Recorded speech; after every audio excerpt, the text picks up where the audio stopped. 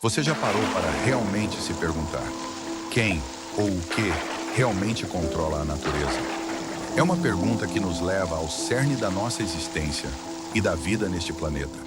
Desde os ciclos invisíveis que sustentam cada respiração, até os terremotos que remodelam continentes, a natureza se revela em sua magnificência e poder. Neste vídeo, vamos mergulhar nas profundezas dessa questão, explorando os pilares da vida, as crises que nos cercam e o papel que o próprio ser humano desempenha nessa intrincada dança cósmica. Prepare-se para uma jornada de descoberta sobre o nosso lar, a Terra e o nosso lugar nela. A ideia de um controle sobre a natureza é sedutora, mas a realidade é muito mais complexa e fascinante. Não há um único maestro. A natureza é um sistema vasto, dinâmico e auto-organizado, governado por leis fundamentais e imutáveis. As leis da física que regem a gravidade e a energia, as leis da química que orquestram as moléculas e as leis da biologia que conduzem à evolução e às relações ecológicas. Pense nisso como uma orquestra gigantesca, onde cada elemento, desde a menor bactéria até as maiores montanhas, desempenha um papel, interagindo através de mecanismos de feedback e resiliência. A natureza se controla a si mesma, buscando um equilíbrio que, embora dinâmico, possui limites. E quando esses limites são testados, as consequências podem ser profundas e irreversíveis.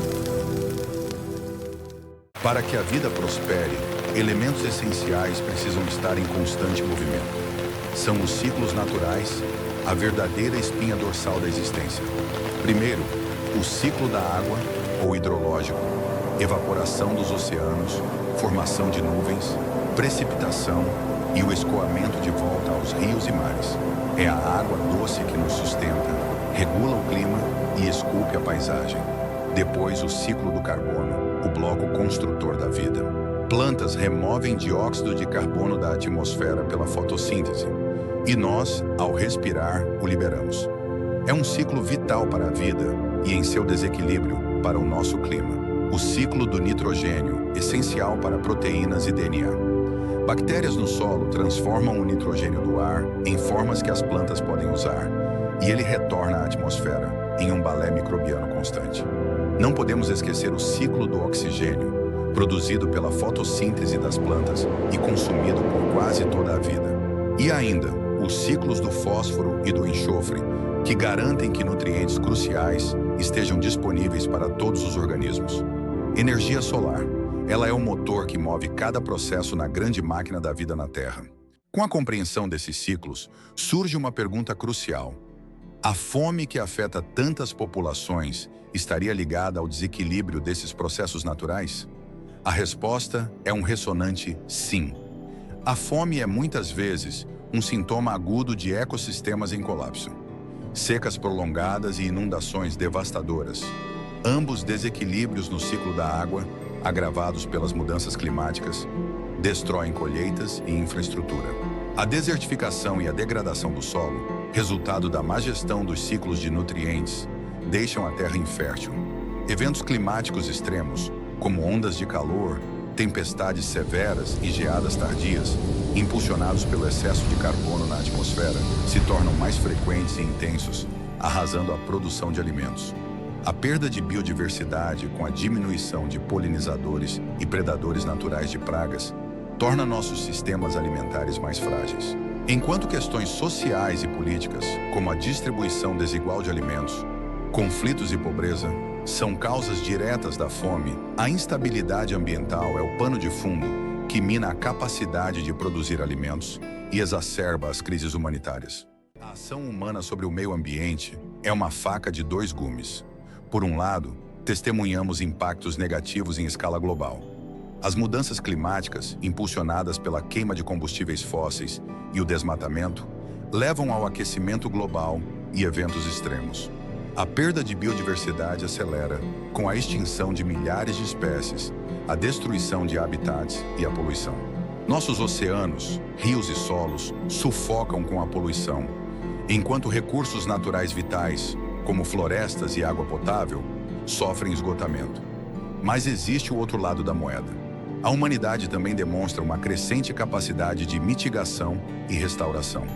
Esforços de conservação e reflorestamento recuperam ecossistemas. O desenvolvimento de tecnologias limpas, como a energia solar e eólica, oferece alternativas. Há uma busca por uma gestão mais sustentável de recursos, através da agricultura consciente e da reciclagem. A conscientização ambiental cresce e a pesquisa científica nos oferece novas ferramentas para enfrentar os desafios. Esses benefícios são, na verdade, nossos esforços coletivos para corrigir os erros do passado e construir um futuro onde a coexistência com a natureza seja possível.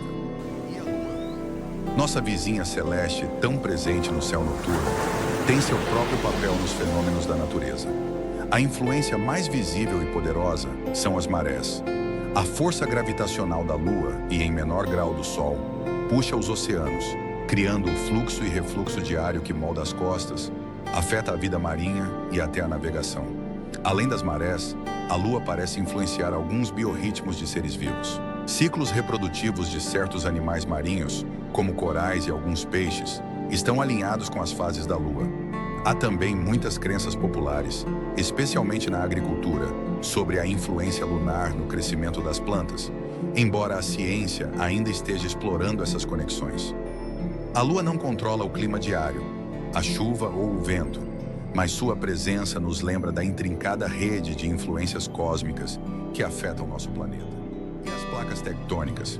Elas que movem continentes e moldam a geografia, interferem na produção de alimentos? Sim, de forma indireta, mas crucial. A atividade vulcânica, resultado da movimentação das placas, pode enriquecer o solo com minerais e cinzas, tornando-o incrivelmente fértil em regiões como a Indonésia e partes da Itália, essenciais para a agricultura local. A colisão de placas cria cadeias de montanhas que influenciam os padrões climáticos, gerando microclimas e zonas agrícolas únicas. Por outro lado, terremotos e tsunamis, consequências diretas dos movimentos tectônicos, podem devastar terras agrícolas, destruir colheitas e infraestrutura, deslocando populações e levando à fome. Em algumas regiões, o calor do interior da Terra, ligado à atividade tectônica, é aproveitado para aquecer estufas e auxiliar a agricultura. Assim, as placas tectônicas, em sua dança lenta e poderosa, moldam o terreno, o clima e a fertilidade do solo, afetando diretamente a capacidade de uma região em sustentar a sua população através da alimentação. E agora chegamos à pergunta mais profunda. Até que ponto o ego humano nos afasta da compreensão e da harmonia com a própria natureza? O ego, com sua tendência à centralidade, ao controle e à ilusão de separação, é talvez o maior obstáculo. Ele nos faz crer que somos superiores, distintos da natureza, e não parte integrante dela. Essa mentalidade antropocêntrica justifica a exploração e a dominação. O desejo de controlar a natureza para atender aos nossos desejos imediatos, muitas vezes egoístas, nos cega para seus limites e processos complexos. A busca por lucros a curto prazo ignora os impactos futuros, enquanto a negação da crise ambiental persiste, mesmo diante de evidências esmagadoras. A arrogância tecnológica nos faz crer que a tecnologia, por si só, resolverá todos os problemas sem uma mudança fundamental em nossa mentalidade. Essa é a armadilha do ego. A harmonia com a natureza exige humildade, o reconhecimento da nossa interdependência, empatia por todas as formas de vida e uma visão de longo prazo. É preciso transcender a mentalidade de conquistar e dominar para uma de coexistência, respeito e cuidado. Quando o ego nos afere, nos tornamos surdos aos sinais da natureza e cegos para a nossa própria condição de dependência dela, caminhando para um futuro insustentável. A natureza é a nossa casa, nosso sustento, e a teia que conecta tudo o que somos. Não a controlamos, somos parte dela. Compreender seus ciclos, respeitar suas forças e reconhecer nosso papel nessa grande orquestra é o primeiro passo para a verdadeira sabedoria. Que possamos silenciar o ego, abrir nossos corações e mentes para a sabedoria da Terra e encontrar a harmonia que nos permitirá não apenas sobreviver, mas prosperar juntos. Se você curtiu esse conteúdo, não esquece de se inscrever no canal e compartilhar com quem vai gostar também. Em breve tem vídeo novo chegando por aqui. Então ativa o sininho e fica de olho. Até a próxima.